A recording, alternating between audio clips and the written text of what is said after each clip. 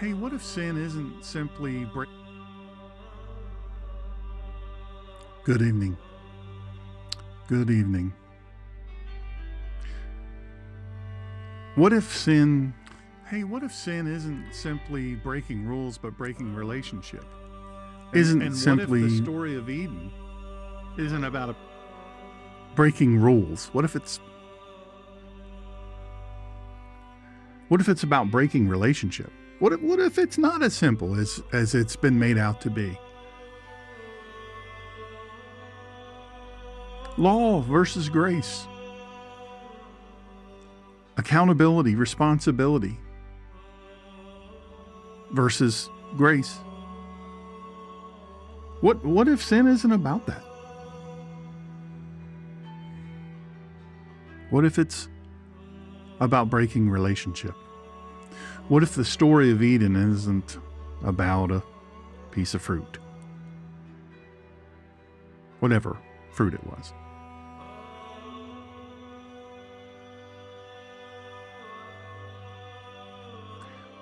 What if it wasn't about fruit, but a fracture in covenant loyalty? Genesis 3 is not a children's tale. We've said it. Each of the 3 episodes now. It's not a children's tale.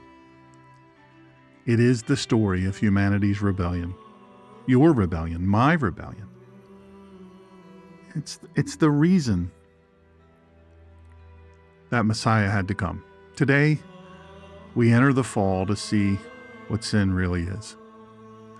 This is True Word Faith for Life with Dr. Shawn, follower of the way, theologian and author.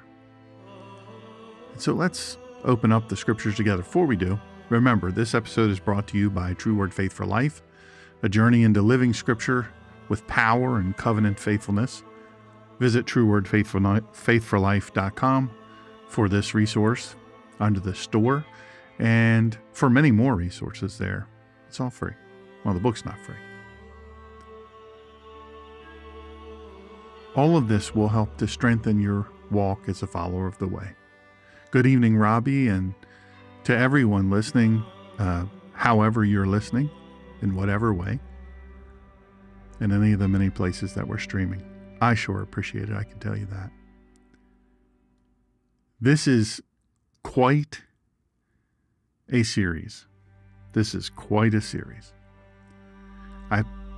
Do you want me to worked my guts out. Look. I didn't get that. Could you try again? Siri. I said series. How about that? She's listening. If you've ever thought that she wasn't listening, she is. Trust me on that. She is. Because SERIES. Thought I said SIRI.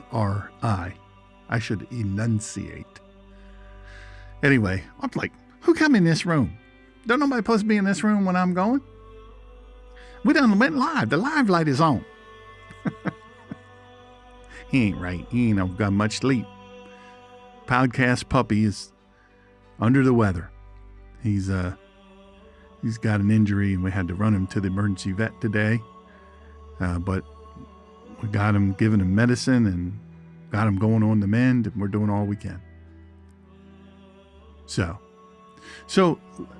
I appreciate all of you joining up. Please click on follow if you're on Rumble. Subscribe. Click on the bell on either case. I would love it if you do that. We are definitely getting throttled on YouTube. What that means is they're putting the brakes on. They don't show these episodes. And they don't tell you they're doing it. They just do it. That's why I say you got to go over to Rumble. I want you to join up under, and they're both free. Join up under YouTube, True Word Faith for Life with Dr. Shawn. Join up under that. Click on subscribe and click on the little bell. But also go to Rumble, rumble.com. Look for True Word Faith for Life with Dr. Shawn. And that's very important because if they deplatform me, we'll have nowhere to go. You'll be like, you won't know what happened. Like, Dr. Shawn, did he die or did he quit doing this? So if you'll already be a member on Rumble, boom, you got it. To all of our podcast listeners listening on the playback afterward, audio only, face for radio. I appreciate you listening. Please click on thumbs up or subscribe or follow and give us a review. I really would appreciate that. We're on Spotify, we're on iHeartRadio, iTunes, all of those. We're on all of those. And 34 locations we stream to, or we push this episode out to. So I would love it if you do that, and would mean the world to me. So I also am curious about the Thursdays. Is this a benefit to the overall large community? Thursday at 7. Would it be better if I did Sundays and Wednesdays? I don't know. I don't know which, but we don't get a lot of traction on Thursdays. So that's why I'm asking. I'm really curious. On truewordfaithforlife.com, you can leave me a note to that regard. Put it in comments here, whatever you'd like to do. Let's get started. I'll appreciate it. So I'll be reading from the Complete Jewish Bible, Genesis chapter 3, verses 1 through 24. Now I'm going to read it all the way through. You might say, well, that's the death of a podcast, reading all the way through. No, you got to hear it all the way through first, and then we'll break it down. Hang with me. We're going to read the word of the Lord. Genesis 3, 1 through 24. Are you ready? Now the serpent was more crafty than any wild animal which Adonai God had made. He said to the woman, "Did God really say you are not to eat from any tree in the garden?" The woman answered the serpent, "We may eat from the fruit of the trees of the garden.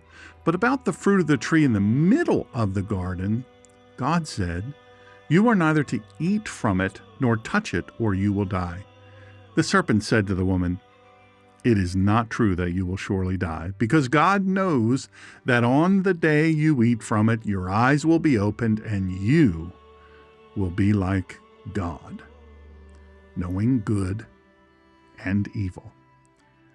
When the woman saw that the tree was good for food, that it had a pleasing appearance, and that the tree was desirable for making one wise, she took some of its fruit and ate. She also gave some to her husband who was with her, and he ate. Then the eyes of both of them were opened, and they realized they were naked. They sewed fig leaves together to make themselves loincloths. They heard the voice of Adonai God walking in the garden at the time of the evening breeze. So the man and his wife hid themselves from the presence of Adonai God among the trees in the garden. Adonai God called to the man, "Where are you?"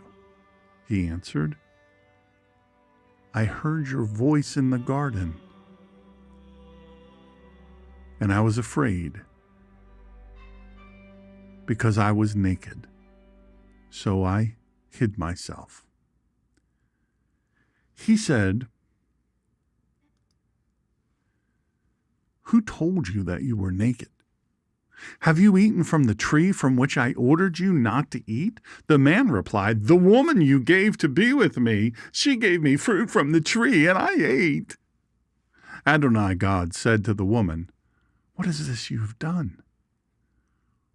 The woman answered, "The serpent tricked me, so I ate."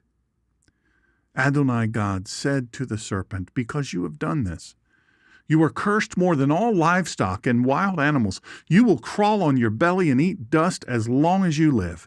I will put animosity between you and the woman, and between your descendant and her descendant, and he will bruise your head, and you will bruise his heel." To the woman, he said, "I will greatly increase your pain in childbirth. You will bring forth children in pain. Your desire will be toward your husband, but he will rule over you." To Adam, he said, "Because you listened to your wife's voice and ate from the tree about which I gave you the order you're not to eat from it, the ground is cursed on your account. You will work hard to eat from it as long as you live. It will produce thorns and thistles for you, and you will eat field plants. You will eat bread by the sweat of your forehead till you return to the ground, for you were taken out of it. You are dust, and you will return to dust. The man called his wife Hava, Eve, because she was the mother of all living. Adonai God made garments of skin for Adam and his wife and clothed them. I want you to think on that one a second. Just think on that one. I'm not finished. There are many people that skip over that. Adonai God made garments of skin for Adam and his wife and clothed them. Adonai God said, "See, the man has become like one of us, knowing good and evil. Now to prevent his putting out his hand and also taking from the tree of life, eating and living forever. Therefore Adonai God sent him out of the Garden of Eden to cultivate the ground from which he was taken. So he drove the man out, and he placed at the east of the Garden of Eden the cherubim and a flaming sword which turned in every direction to guard the way to the tree of life. This is the word of the Lord." Now, I know you might be wondering something that I get asked this. Whenever I teach on this, I get asked this nearly every time. How long was it before Adam and Eve sinned? Like from when they were created. How long between when they sinned and when they were created by God? I don't know. Maybe you can put in comments if you're listening. Maybe put in comments. Is that something you ever thought about? Did you ever wonder about that? Did that ever run across your mind? So let's tackle it first. Why not? The Targums on Genesis 3, the Targums often expand the Hebrew text with interpretive commentary. Targum Pseudo-Jonathan, Genesis 3:6, adds details suggesting that the serpent was motivated by jealousy, seeing Adam and Eve in the garden. The narrative hints at immediacy. There's no suggestion of long, idyllic time passing before the fall, passing before the sin. Now, Targum Neofiti likewise frames the temptation as occurring almost immediately after their placement in Eden, highlighting the human frailty and the serpent's cunning. Now, in both cases, the Targums preserve the impression that the fall was not far removed in the time from creation. Now, there's the Midrash, and the Midrashic tradition, the Midrashim, often go further, filling gaps with imaginative detail. Now, that's what they do. Genesis Rabbah 18:6 suggests Adam and Eve sinned on the very day of their creation. Adam was created, placed in the garden, given the commandment, tempted, sinned, judged, and expelled, all within one day. All within a single day.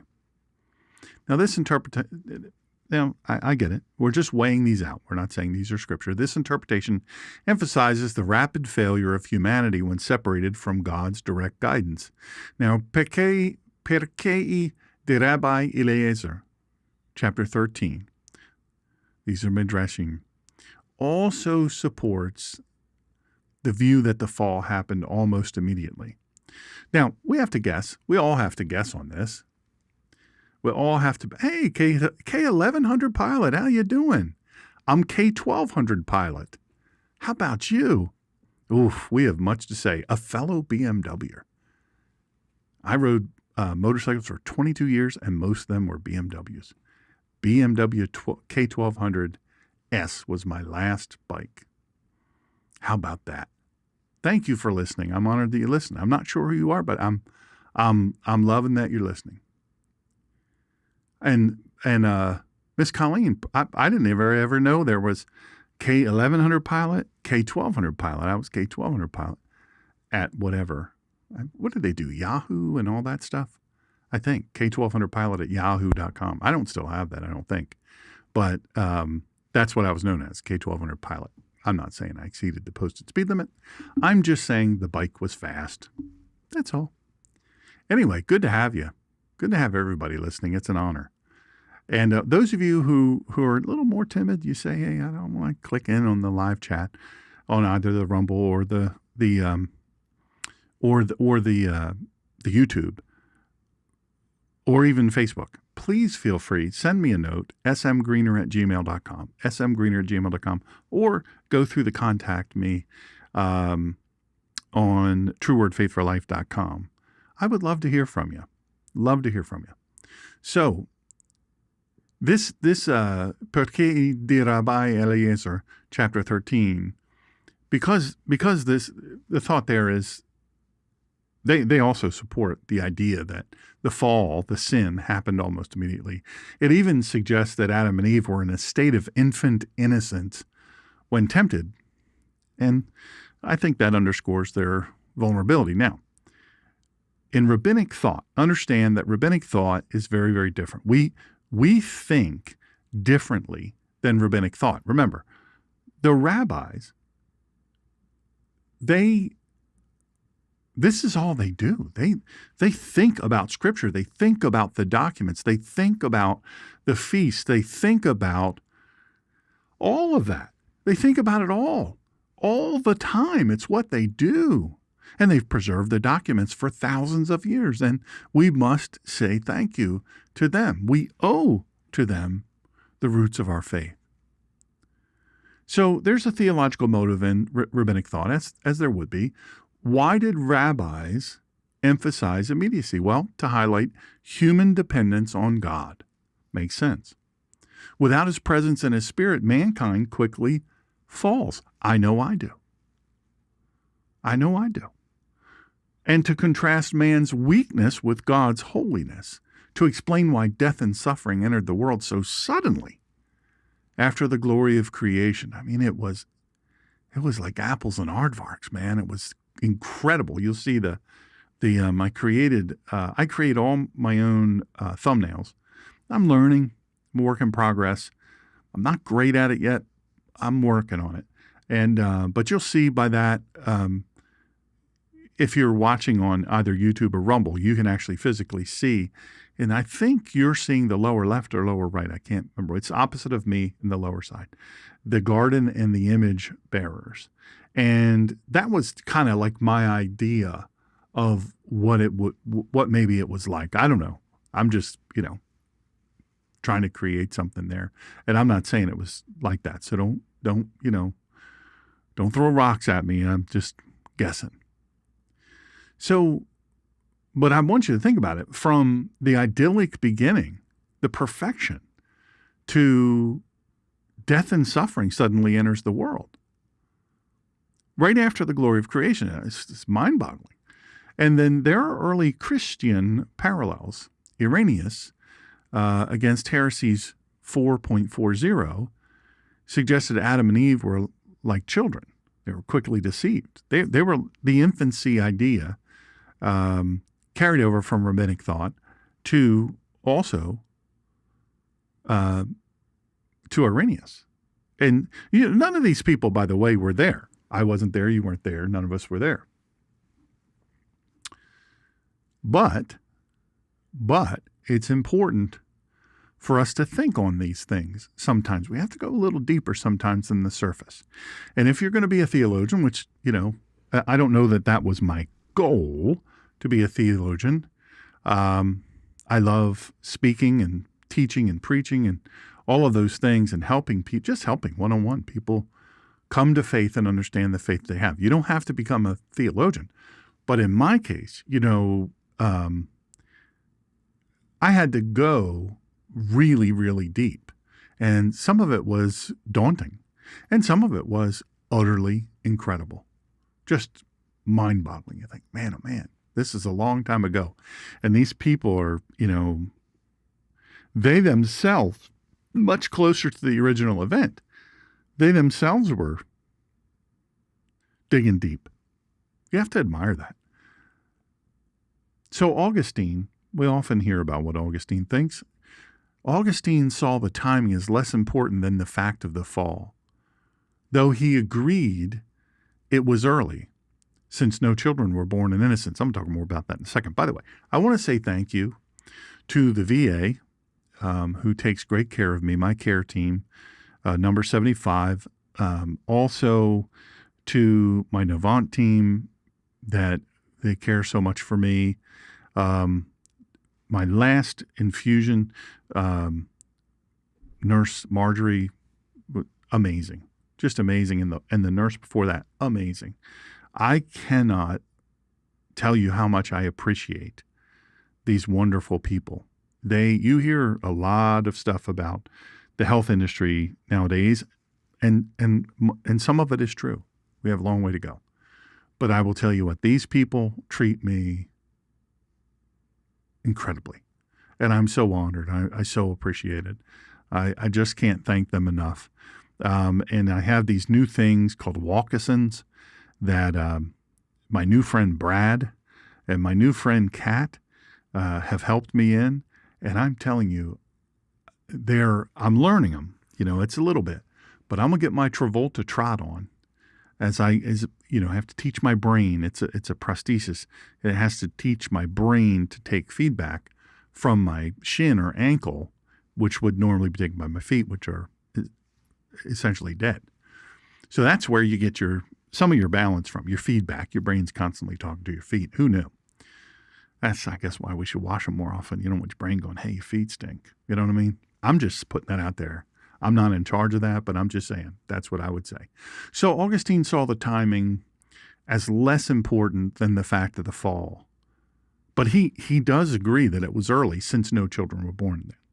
And I am going to talk about this because it always has struck me, even as a little kid. I was a weird little kid. I had a weird brain. And so I always thought of it, and I thought, wait a second. That verse that talks about God saying in childbirth, you're going to be there. I wonder if they were like, childbirth? What's childbirth? And you're going to create animosity? What? What's childbirth? That's never happened. What's that he's talking about? What's this childbirth you keep saying?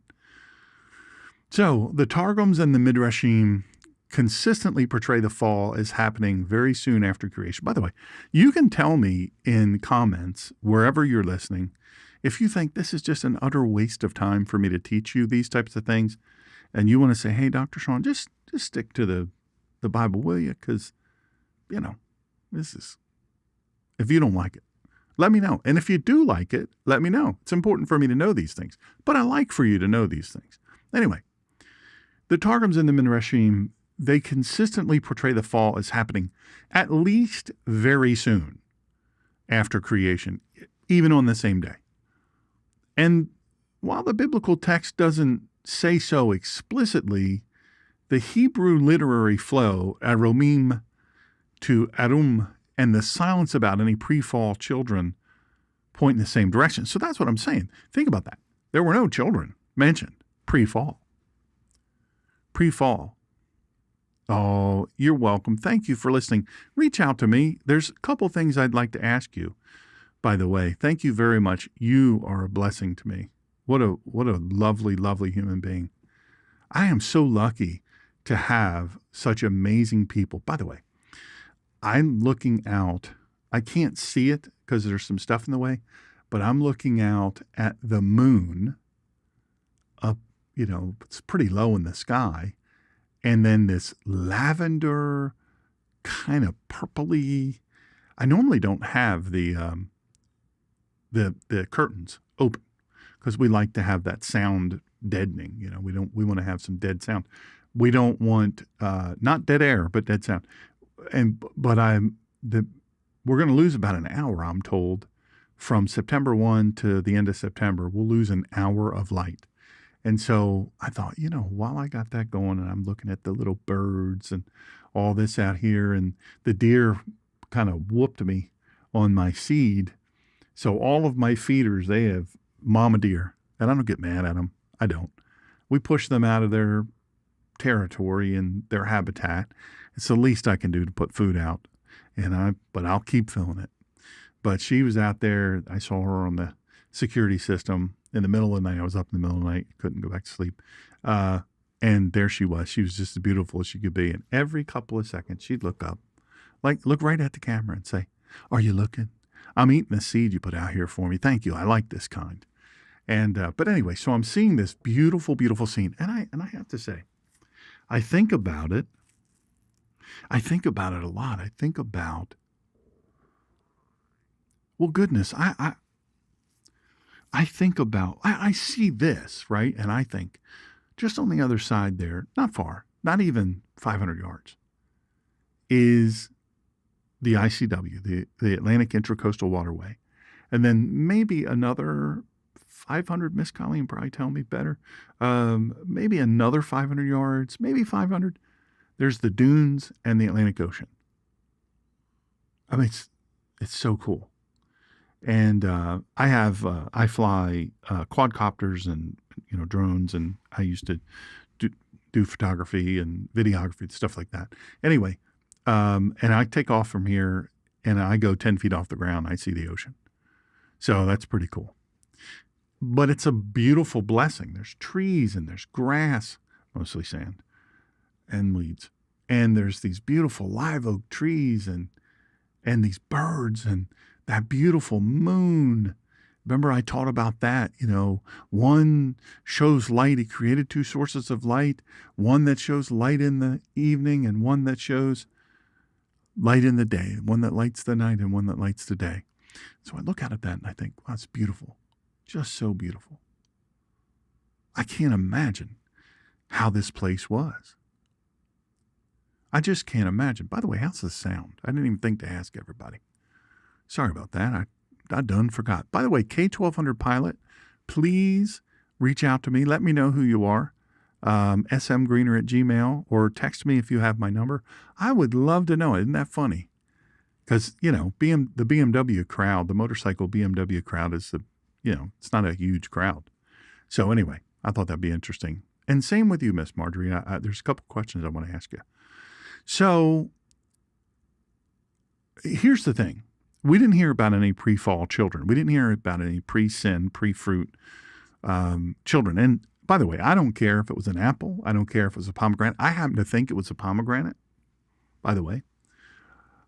I do believe it was a pomegranate. I don't think it was an apple. Apple doesn't fit in with the ancient Near Eastern. This area doesn't have apples now. You might make the argument of, because of the sin. But I don't know. I don't give that a ton of weight. I really think because of how prolific. I don't know. I think it's pomegranate. So that's why I made, if you look at the thumbnail in the upper left or upper right, whichever, that what he's holding up is the pomegranate. Anyway, again, how do I know? So according to the rabbinic midrash and the targums, Adam and Eve's sin occurred almost immediately after creation. Possibly, really, honestly, within hours of being placed in there. And this tradition emphasizes it's not so much about chronology, the order of time, but theology. Humanity, apart from God's covenantal presence, falls swiftly. I know I do. I am a person with many hurts, habits, and hang-ups. There's plenty of weaknesses. There's plenty of proclivities, whatever you want to say.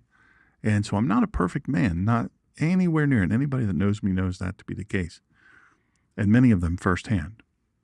So I'm not saying I'm perfect here. I'm not saying I know for sure, but I fall on the side of it was pretty immediate, pretty quickly, because there wasn't a lot of discussion, just very briefly. So here we go. The serpent, he was crafty. And, if these are things that you've never thought of, like you hear this and you go, I never thought of that. Reach out to me. Let me know, or put it in comments wherever you are. Let me know that, because that way I know I'm over the target. So the serpent he was crafty, but remember, he was created. He was part of creation. The text begins, now the serpent was more crafty than any wild animal which Adonai God had made. All right, look, if you're not driving a car, don't I mean, if you're driving a car, or Lord forbid you're flying an aircraft or a motorcycle, by the way, don't even do it on that. But if you're listening on any of those ways, please don't freak out. But if you can freak out if you want, but if you have an earbud in your ear and you're listening to some other presentation, don't let on. Don't let on. Just smile. Bob your head. But I'm telling you, we can do it on the inside.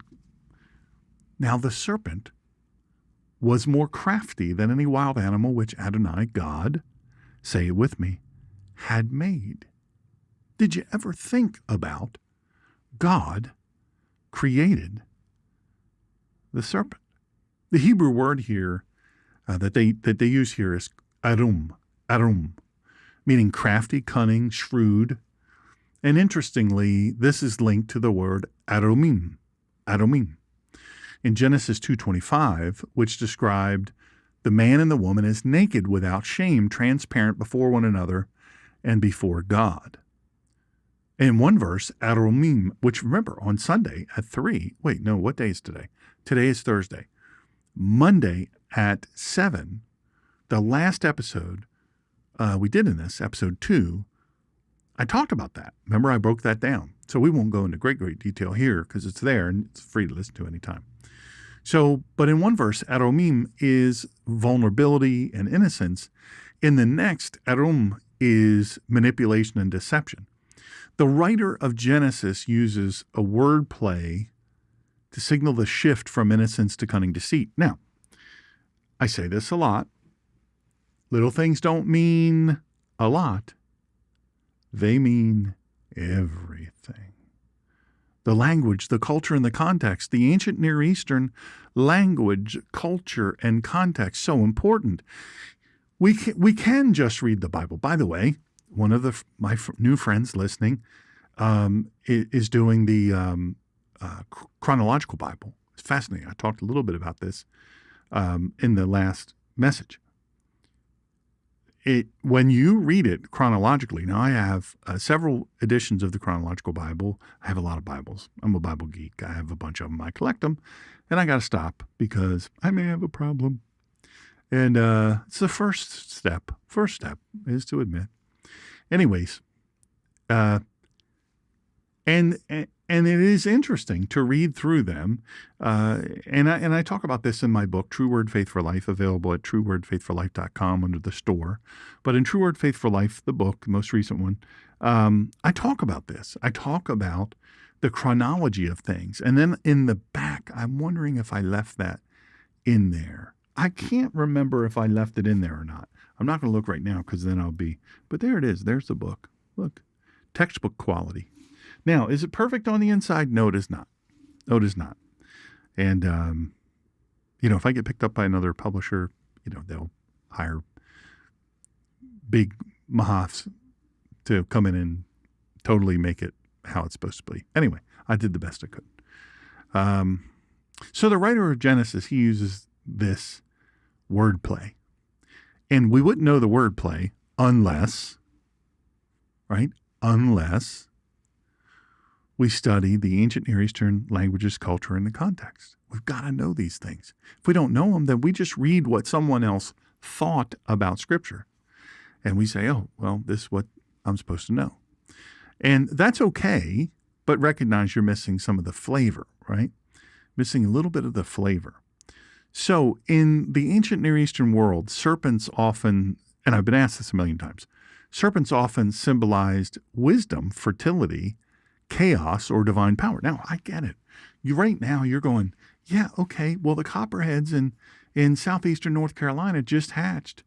And there's a bazillion of them running around. And, well, we've got the Crotalus horridus, the eastern timber rattler, and we've got the water moccasin, and we've got other venomous snakes, but we've got a lot of very positive snakes. We've got the king snake, which is an amazing snake. The funnest snake you've ever seen in your life.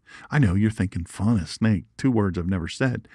The funnest snake you've ever seen in your life is the eastern hognose. Now, is it beautiful? No, it is not. but it is the coolest snake ever. Looks very similar to a rattlesnake. Now, I'll grant you that. It even pretends it's a rattlesnake, but it also pretends it's a cobra. How it knows to pretend it's a cobra, I don't know.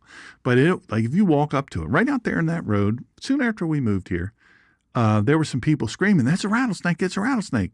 And I saw a snake going across the road, and they were screaming and screaming and screaming. And I went out toward them, and I walked up to the snake, and they were freaking out. And they said, "Get away from it, mister, get away from it. It's a rattlesnake." I said, "Oh, no. I said, "That's one of the coolest snakes ever. Watch this." And I started to walk towards it. And they screamed. I said, "Oh, no, don't scream, don't scream. Watch, just watch. He won't hurt you." So I reached down and I picked the snake up gently, very gently with my hand. And the biggest show you've ever seen in your life, drama noodle. And that snake flattened out. As I approached it, it flattened out like a cobra, and it swayed and it hissed and doing all this mess. And boy, and that wasn't convincing. So he thought, "Oh, I'm going to be a, thank you, Flying One. Thank you so much. I really appreciate that." Flying One says, "I like hearing about this. Thank you. Thank you for letting me know that. I really appreciate that." So, he's shaking his tail, he or she, I don't want to judge, shaking his or her tail like this, like it's got a rattle, like a rattlesnake. Well, it's not a rattlesnake. It's an eastern hognose. Well, I picked the snake up, and all of a sudden you could see the most dramatic death any living being has ever suffered. I mean, there was tongue flapping, flopping the head back, breathing that last breath, and then the eyes rolling, and the poor dead snake. I felt so sad for it. And I said, "Watch this." And they had a little kid with them. Little kid's eyes were big as anything. And the little one is looking, watching every move I'm making. Think, "Don't put that thing down near me, mister. Mom and Dad told me to be afraid of them. That's good. Respect them." Anyway, what ends up happening is as soon as I put it down, I said, "Now just be still. Just be still." The snake very slowly, kind of slowly moves its head, and it looks back at me, kind of give me the side eye. Snakes can only give you the side eye. Gives me the side eye. Says, "Is that man still looking? Did he fall for it? Is he looking?" And then little by little, he slithers, looks back, slithers a little more, looks back, and then slithers off. So there you have it. Eastern hognose. That was free of charge, no cost or obligation to you. So snakes, saying all that, there are many snakes that are very beneficial. Non-venomous snakes, they're very beneficial. By the way, not for nothing, we have a possum that comes through here about every night in the early morning hours. Good looking possum. Possums are scary looking, and they can try to scare you, but possums are extremely beneficial. Extremely beneficial. They're not a harm to you. And they eat ticks. They'll actually fight a snake. They'll fight venomous snakes. You name it, they'll do it. They're pretty impressive, but they're no threat to you. Just be gentle with them. Be kind. Don't trap them in a corner. Just let it do its thing. But they have a stigma because they're ugly. They look like a rat. But people say I'm ugly, and that's why they listen to the podcast on audio only. Well, pray for me. Somebody said, I said the other day, I said, my face. I was in a 92 mile per hour versus 51 head on. That's how I became disabled. Crash. And I had many head injuries before, TBIs and 13 concussions and all of this, broken noses and all that. Just lots of stuff. But in this crash, the 92 mile per hour versus 51 head on, I went from 51 miles per hour to 0 in 7 feet. I hit the steering wheel right here and bent the steering wheel like that. And then my head hit the windshield. Seatbelt stretched. The car essentially broke in half. And I left this world for a little bit. I don't know how long. And then for whatever reason, God chose, all right, we'll give you another shot, buddy. And but I was trapped in the car. And the crazy thing about it is, I'm not really sure why I was telling this story. I have short-term memory issues, so I shouldn't have gone down this chute. And if Linda and Susan from the Kehlah in Delaware are listening, I bet you're going, yeah, stay out of those backyards. Just stay in the front yard. Stay in the front yard. Don't go through chasing squirrels and stuff in the backyard. I don't know what I was talking about. Anyway, doesn't matter. We got to get back on place. And by we, I mean me. Moses makes it clear, by the way. Now, I just, I get it if you hate snakes. I get it. My mother's big saying about snakes is the only good snake is a dead one.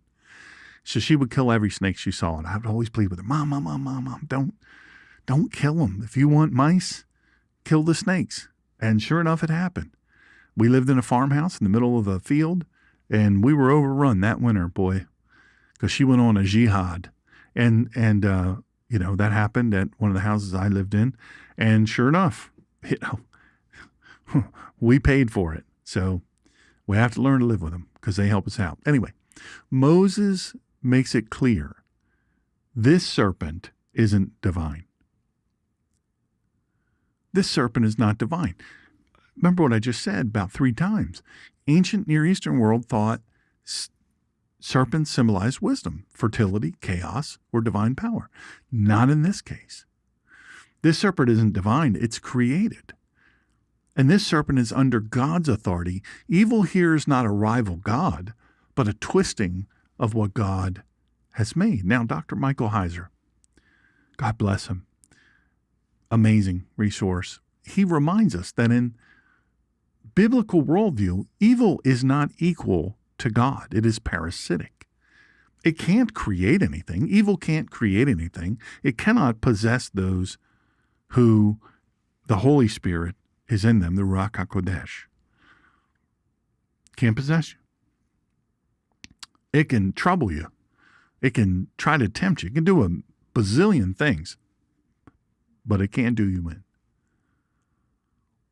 Evil is not equal to God. It is a parasite. Evil destroys. It does not create. Evil lies. Evil doesn't heal. It corrupts. The serpent isn't co-eternal with God. He is a creature. Clever. We can't take that from him. He was Sneaky Pete. I mean, who would have thought of talking? If I'm in the garden, which, I would have sinned too, I'm sure. I can't be hard on Adam. I'm certainly not hard on Eve. She was dependent on Adam to lead her properly and to represent. Well, unfortunately, he didn't. And here we are. But I'm going to tell you, if I was there and the serpent started talking, just started, there's my buddy Steve's wife, Stacy, walking and talking, ministering to people. He's our pastor of our church. And he also happens to be our neighbor, not next door, but right down the street. Anyway, I've lowered their property value living here. I'm sure of it. So I want you to understand that the enemy thrives by twisting the truth, capital T. And evil thrives by leveraging what already exists. It doesn't create a thing. Tima, how are you, sir? Hey, I appreciate that. That is lovely for you to say. Tima says, one of my good friends says, my favorite teacher. Thank you, Dr. Shawn. Blessings to you. Well, I'm the lucky one. Thank you so much. Thank you to all of you listening, taking the time. Good lands. It's amazing. So the strategy of deception, Genesis 3, 1 through 5, the serpent opens with a question. Did God really say? Did God really say? I don't think he said it with that Brooklyn Jew accent. I don't think. I wasn't there. But did God really say? Did he really? The first weapon is doubt. He twists the boundaries. God set the boundaries and the enemy twisted them. God gave freedom to eat of every tree except one. But the serpent frames it as a restriction. Did God really say you cannot eat from any tree? He reframes protection as oppression. Isn't that something? Isn't that interesting? And yes, we have to think about it. They could eat from anything. They lacked no nutrition. They had every perfect nutrition. They had every perfect nutrition. And yet, the serpent was able to convince them. He promises autonomy. Now, why? We'll talk about that in a second. You will not surely die. You will be like God, knowing good and evil. Now, the irony here is striking. Humanity was already created in the image of God. They already bore his likeness. Right? Remember I said in the beginning of this, I talked about that. And remember several episodes ago, not in this series, but several, free on True Word Faith for Life, the audio only, truewordfaithforlife.com. Under episodes, it's there. I talk about the voice of God, how he spoke everything into existence. You know, the power of his voice. But we know that Chava, Eve, and that wasn't her name, but Chava and Adam, they were created. The original humans were created in the image and likeness of God. The serpent tempts them with something they already had. But he redefines it as independence from God. They already had this. By the way, if you're on the East Coast and you can happen to see the moon, if you look east out over the ocean, I'm telling you, it's not a full moon, but it's a big one. It is bright as can be. My goodness, it's gorgeous. MAGA Trump 2020, thank you so much for listening. We're so glad to have you. So glad to have you. So here's the thing. They already had it. The serpent tempts them with something they already had. I already got that. I already got that in spades. I got all this. All the trees with fruit, all the bushes and all the stuff I can eat, and I'm not hungry. I have everything here. I already have everything. But see, the independence from God. Look, I think my audience here is so smart. Oh yeah. Hey, Dennis. Good to see you, brother. That's one of my dear friends. So the fall, what sin really is, right? In that image that's up on either the left of me, right, depending on how you see it. Anyway, that's what I want you to start thinking. I want you to start thinking what this sin really is, what this is really about. It's not about what we think it is. And the flannel graphs and all of that are great. They're great. They're interesting. But it's about more than that. And it's good that we're little, we learn those lessons. It's very important. I learned them too. But it's very, very important to go deeper. And it's hard to go deeper. But I think I see the bells going off. I see them going off. The light bulb's going off saying, okay, I think I'm picking up what you're putting down. So the serpent tempts them with something they already had. Now it redefines that thing they already had, just redefines it as independence from God. Dr. Skip Moen, one of my beloved professors. By the way, you can about read from that moon now. It's insane. This week, I think in a few days, maybe it's a couple days, I don't remember what number date it is. What number is today? 4.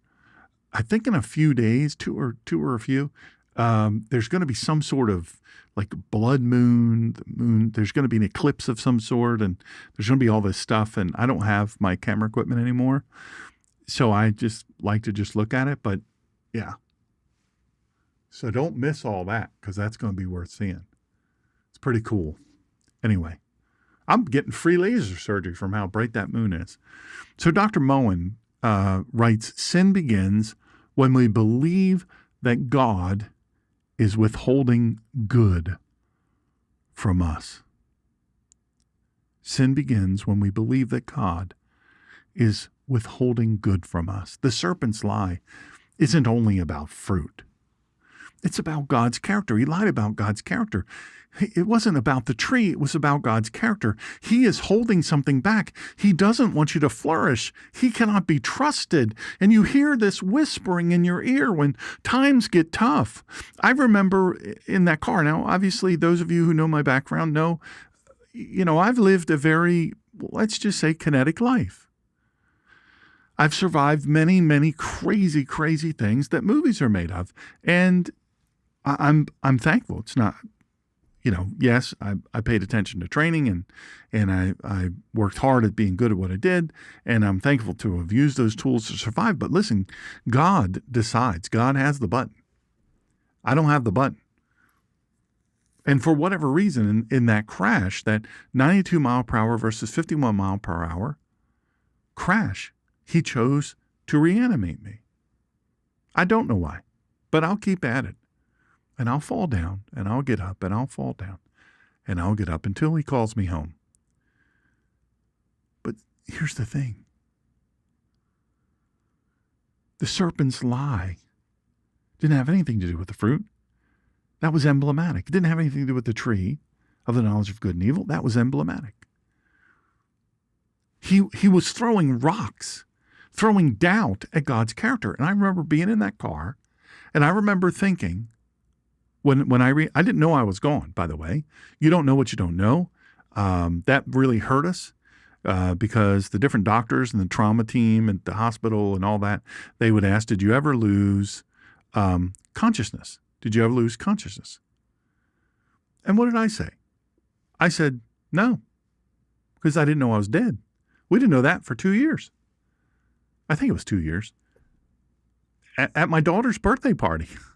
The head paramedic, and he happened to be at the party. Anyway, I tell that whole big, long story. Won't tell it again here. But I remember in that car, I said, and trust me, I'm far from perfect. I'm so far from perfect. I'm from here to the moon. 1,000 million times from perfect. But I will tell you this, I had a peace. Peace. Peace. I was trapped in the car. I was mangled. My face was just, ugh. You might say to yourself, well, why didn't they fix that? Joke grenade, but also not joking. That's why the people that listen to the audio only, they're like, I'm listening to the audio only for a reason. I've seen pictures of this fella. I got to eat my dinner. Got to keep it down. I just trusted God. I knew that it was bad. I knew that if I couldn't avoid it with all the training I had, I knew. I said, I think this is it. Little did I know. In those moments, I didn't feel like, because I earned it. Look, if God were to look at my life, past and present, you can't make the case for if we're going on, good, doing good versus not good, bad, evil. You're going to come down on the side of, well, he earned that crash times 100. He earned a lot worse than that. And I know that I did. Only by the grace of God. And I don't know why, but he chose it that day and that time, and he chose me. Don't know why. Every temptation, my friends,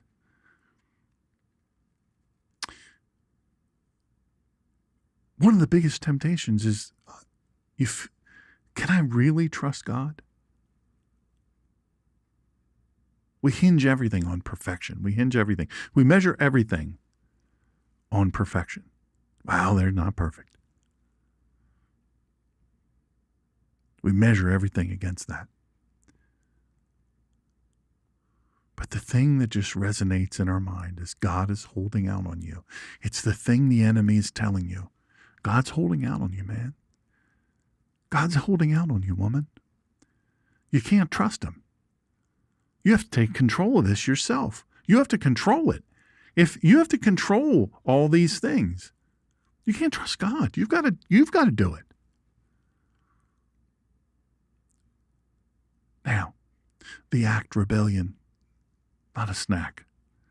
Not a snack. That'll make sense to you in a second. Genesis 3:6. When the woman saw that the tree was good for food, that it had a pleasing appearance, and that the tree was desirable for making one wise, she took some of its fruit and ate. She also gave some to her husband, who was with her, and he ate. Now, I don't know if you've ever noticed this. I want you to notice the verbs. She saw, she took, she ate, she gave. Hebrew narrative is sparse, but it's powerful. The momentum is building quickly. She saw, she took, she gave, she ate. She saw, she took, she ate, she gave. This is pretty good. Here you go. And then he ate. This is sparse. Of course it is. It doesn't have to be more than this. This is all we need. She saw, she took, she ate, she gave. The momentum. The snowball effect. This isn't about hunger. By the way, she wasn't hungry. He wasn't hungry. It isn't about hunger. It's about covenant betrayal. In Hebraic worldview, sin is not primarily abstract guilt. It's relational treachery. To sin is to break faith with the covenant, to declare independence from God. To sin is to break faith with the covenant, to declare independence from God. The fall, what sin really is. By eating Adam and Hava, or Eve, not her real name, Hava is her name, did not simply eat a snack. I'm a little bit hungry. The next door neighbor brought me over. They were so sweet, brought us over, this snack that they made. And it was so sweet. By the way, they were dressed as twins. Little girl just started school this year. And her mama, they were twinning out. Same shoes, same, I don't know what you call them, yoga pants, whatever, and same top. They were so adorable. My goodness. And they brought us a snack. So sweet. This wasn't a snack. Adam Hava didn't have any. You know what? I'm a little bit hungry. I'm going to fried mushrooms. No, we don't eat them. We're not eating fried mushrooms. Okay, well, what we going to eat? How about some carrots? You want some carrots? No, I'm not in the mood for no carrots. I think I'm going to go ahead on. I'm going to get this serpent over here talking, this talking snake. Never have seen one before, by the way. But I'm going to go ahead and listen to him. This snake over here talking about this fruit on this tree, what is not supposed to be. We're not supposed to be eating of it. And here's the thing. Everything we need was on the edge of the garden and all around. And here I come. I end up in the middle of the garden. Did you ever think of that? I'm in the middle of the garden now. All of a sudden, I got this fruit in my hand. But it wasn't a snack. They weren't making a charcuterie board. They rebelled. They declared, I will decide what is good. I will be the God of my life, the fall, what sin really is. Don't we do that? We do that. I do it. Okay, I won't put it on you. I'll put it on me. I do it. I'll decide what is good. I'm going to be the God of my own life. I'm going to be in control. Every time we sin, we repeat Eden. We don't simply mess up. We rebel. We dethrone God. We say, God, I know better than you. I've been studying for years now the heroin and fentanyl epidemic. Everywhere, yes, but data specifically from the Kensington section, open air drug market in Philadelphia. And I've been, I was in, military and then post-military, and then I was in law enforcement at different levels. And so I studied a lot of these things, and you try to understand why people do what they do. Drug addiction is something I have never really understood, I have to confess. I know the data and all that, but in the case of this Kensington section, there are people there who have destroyed their whole life with heroin. They were successful people. They've lost their children. They lost all their family and friends. They've stolen from, they've robbed. Some of them have robbed and murdered their family members. They've set them up. to get money so they can get high again. They've lost their kids. Oh, I love my kids so much. I love my kids so much. I would do anything for my kids. How about get clean? Love them that much? Not that much. I meant to say everything but that. And I studied it and I try to figure it out. I say, what are you searching for? What are you searching for? Now, they'll always tell the story. Seriously. They'll always tell the same story. If you interview them, there's a couple people I know that interview them, and that's what they do. They have very successful YouTube and Rumble channels interviewing people in Skid Row in California and LA and other places, and also the Kensington section. They interview them. Well, how did this happen? What was your life like? Well, I had good parents, intact family, blah, blah, blah. But then I got hurt and I got opiates. My doctor prescribed me opiates. God, it's that woman you gave me. The doctor prescribed opiates. Well, I didn't know. And I just took them, and then I became addicted to that. And then that wasn't enough. And then I searched enough for drugs, and well, heroin was cheap, so I decided I would do that. The rest is history.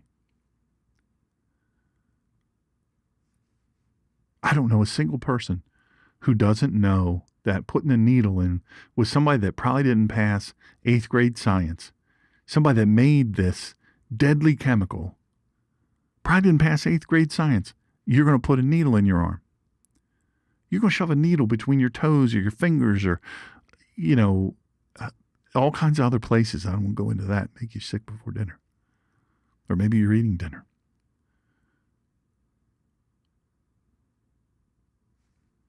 Every time we dethrone God, we say, God, I can't do it. I can't do it. I'm going to handle the money. You say these drug addicts, you say, listen, we got a place. We got a place for you. It's clean, safe. We'll give you some new clothes. We'll get you some medical attention. We'll get those nasty open sores taken care of. We're going to help you out. We're going to give you counseling, food. Everything is free. You'll pay for nothing. You just got to come. Are you ready?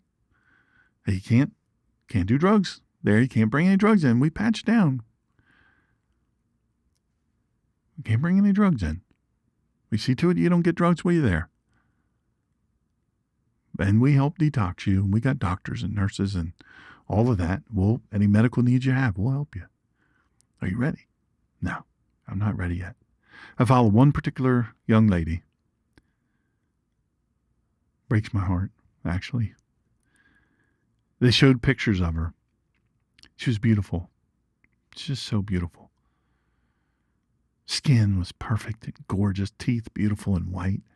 Big, beautiful teeth. And they showed the house which she grew up in. And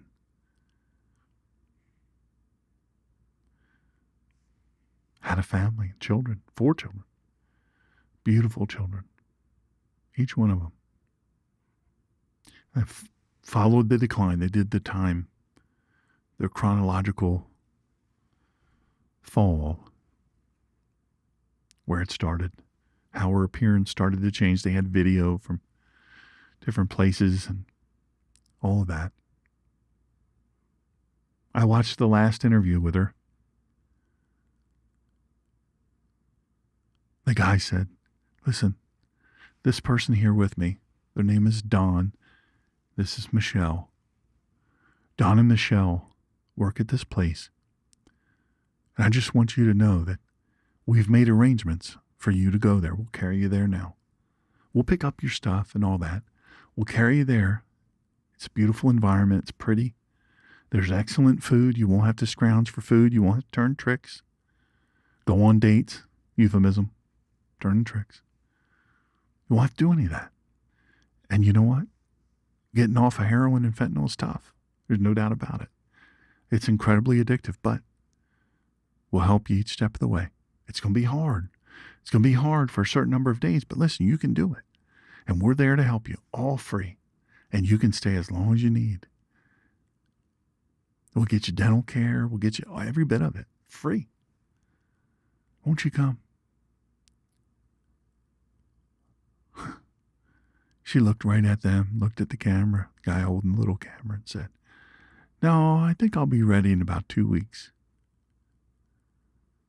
I'm not ready yet. They said, are you sure? Are you sure? Can't you just give it a try? No, I'm good. I'm working on it. I got to handle some stuff first out here on these streets, but but when I'm ready, I'll catch up with you when I'm ready. Okay? Y'all be out of here. I've seen you out here. Okay. We sure would love it if you'd come now. We're worried about you. No, don't worry about it. I got it. I'm good. 11 days later, she was dead. 11 days. On the street, people walked by her for 3 days, dead. The ultimate rebellion. I got this. I'm in control. God, I don't need you. We rebel and we dethrone God. Now, the immediate result she experienced, shame and hiding, right? We all do. I do. I don't know about you, but I know I do. Genesis 3, 7 and 8. Then the eyes of both of them were opened, and they realized that they were naked. They sewed fig leaves together to make themselves loincloths. They heard the voice of Adonai. By the way, how do they even know to make loincloths out of fig leaves? How do they know how to sew? Then they heard the voice of Adonai, God, walking in the garden at the time of the evening breeze. Walking in the garden. Did you ever consider that? God was walking in the garden. And for the time before that, he walked with them. Can you imagine? God walking in the garden at the time of the evening breeze. So the man and his wife hid themselves from the presence of Adonai God among the trees in the garden for the first time. For the first time in human history, for the first time.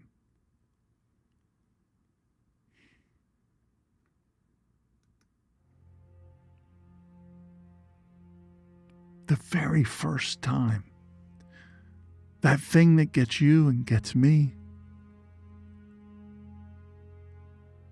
That gets so many.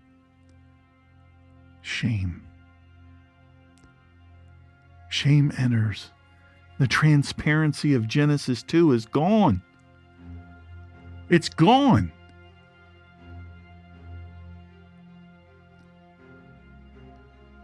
Where they once were naked and unashamed, now they are exposed and ashamed. They hide, they cower, they cover, they avoid God's presence. Sin always isolates. Hurts, habits, and hang-ups always isolate. It pushes us away from intimacy with God and with one another. It distorts our relationships. What fig leaves have I sown? What fig leaves have you sown? What are you hiding today? What am I hiding today? And there's God's confrontation. Where are you? Where are you? Genesis 3, 9 through 13, Adonai God called to the man, where are you? This isn't a question of geography. God's not lost in the garden that he created. He knew where he was, and he knew where they are. He knows exactly where they are. This is a question of relationship. The Hebrew word here is, in an ancient Near Eastern Hebrew word, is erieka. Erieka. Erieka. Where are you? Where are you? It's an invitation to confession, and Adam responds with fear. I was afraid because I was naked, so I hid. And then he blames Hava, Eve. Hava blames the serpent, and the cycle of brokenness begins.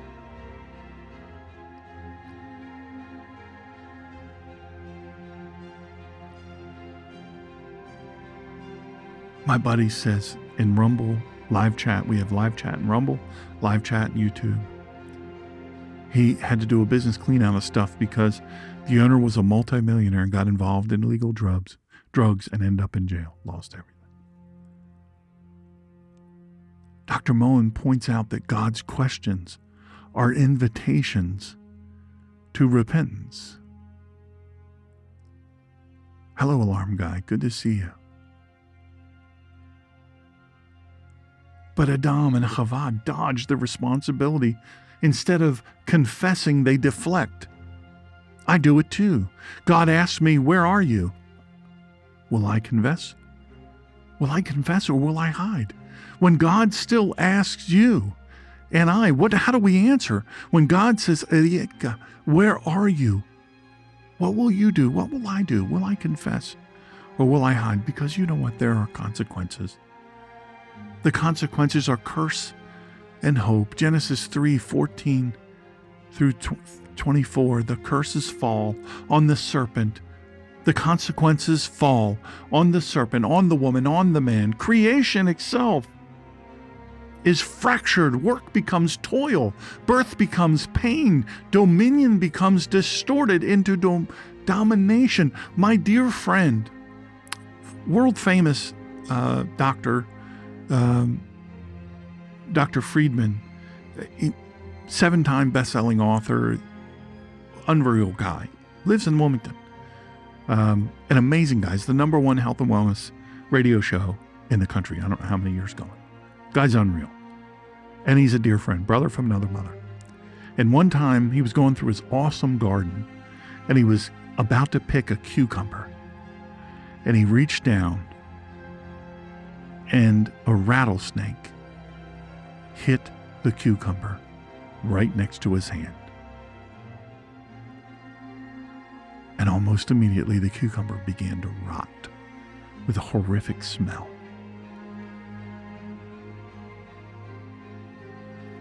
Consequences. Listen, he would have never had to worry about that. Had the original sin and all the ensuing sins, there'd have been no such consequence. But our hurts, habits, and hang-ups bring on the consequences. My buddy didn't do anything wrong. And sometimes innocent people pay. People we love.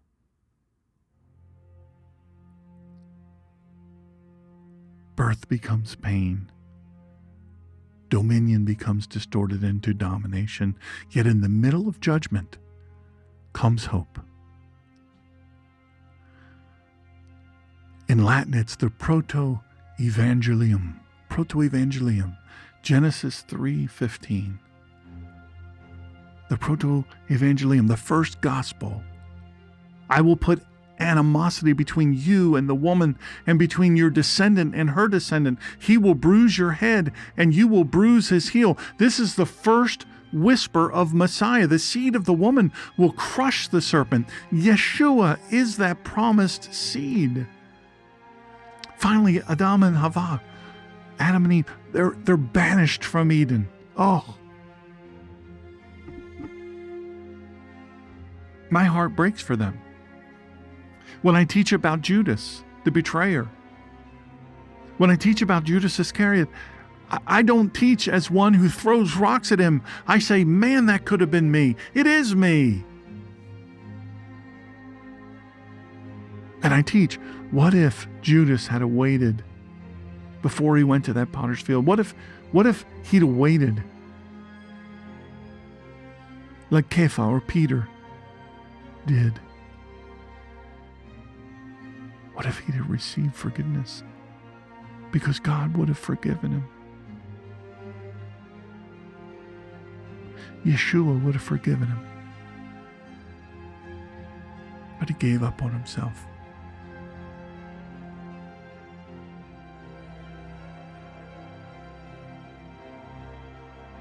Banished. From this side of heaven, the most beautiful, most amazing place that ever existed, Eden.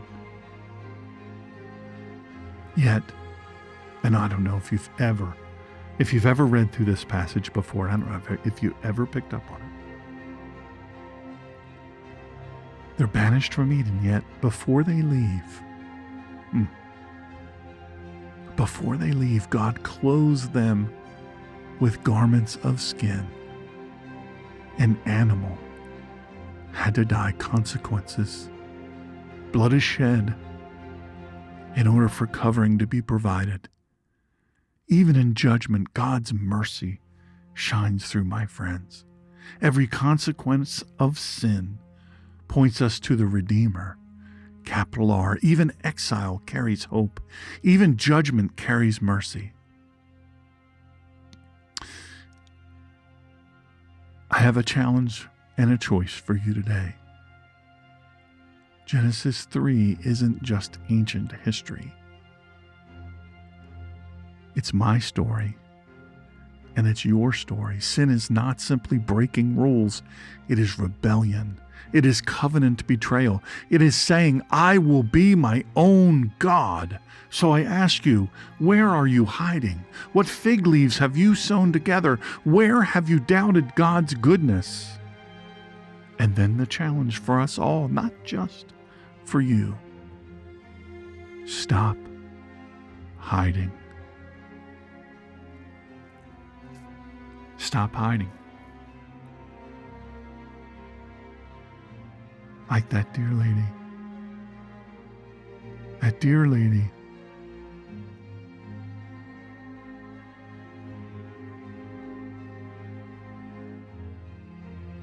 Two weeks. Less than 2 weeks. She was hiding. And hiding. And she died. She could have stepped into the light, and sometimes stepping into the light, capital L, is not the easiest thing, my friends. Sometimes it's not. Sometimes it's hard. I know. I don't want to go into the light just yet. It means I have to give up something. Step into the light. There's your choice. Confess. Receive the covering that only Messiah provides. And listen, if you've listened to this, and maybe you're new to this, maybe you're new, you just happened across the podcast either on YouTube or Rumble or Facebook or any of those things. Maybe you did. And maybe you are tired of hiding. Maybe you're tired of running. And if you're ready to place your faith, to place your trust in Yeshua right now, pray with me from your heart. Jesus Christ, Yeshua HaMashiach. You know, in Hebrew, Avinu Malkeinu, our Father, our King. Pray this. And it's printed on truewordfaithforlife.com.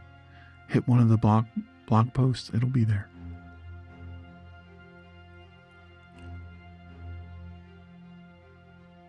Avinu Malkeinu, our Father, our King. I come to you with humility and faith. I admit that I've sinned and I've fallen short of your glory.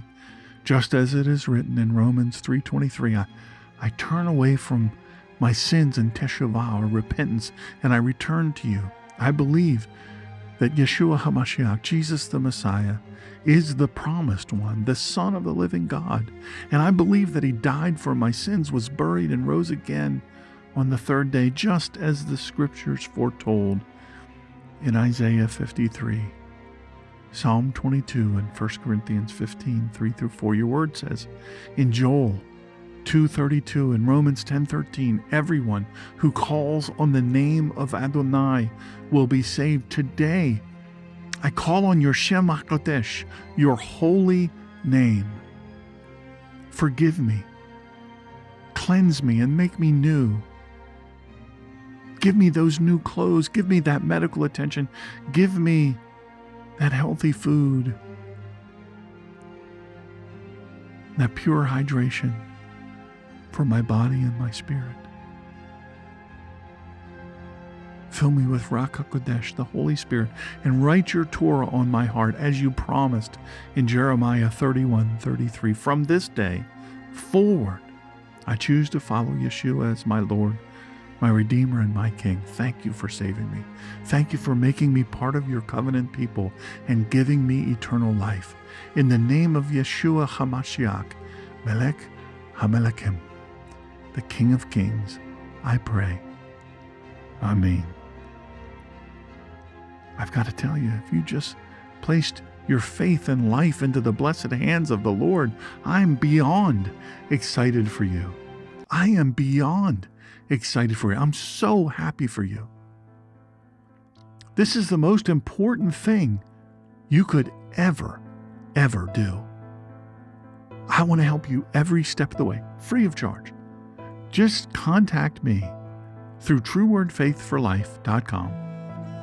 Under the contact me, there's a little microphone in the lower right. You only get 2 minutes. It's your 2 minutes. Use them well. Give me a way to get a hold of you, or type out under the little leave me a message thing. Email me directly through smgreener@gmail.com. I promise to get back to you. As soon as I get your message, I will get back to you. Or if you have questions, you just have questions, reach out to me. Maybe they're personal things. You don't want to put them into the comments here on the channel. Reach out. I'd absolutely love to hear from you. My friends, just like on me, for you, for the world, sin is a rebellion. It's not a mistake. It's a rebellion. It fractures covenant and breeds shame. And it separates us from God. But God has not left you there. From the very beginning, He promised a Redeemer for you and for me. The fall. Yeshua is the seed who crushed the serpent. In Him, shame is removed, intimacy is restored, and covenant is renewed. Live in His light. Walk in His covenant. Never hide again. I'm so eager to see you on Sunday at 3 p.m. Eastern Standard Time for episode 4, which, as you might imagine, is very powerful. Sunday, 3 p.m. Eastern Standard Time. I can't wait to see you then. In the meantime, Shalom B'Shem Yeshua. Shalom, shalom.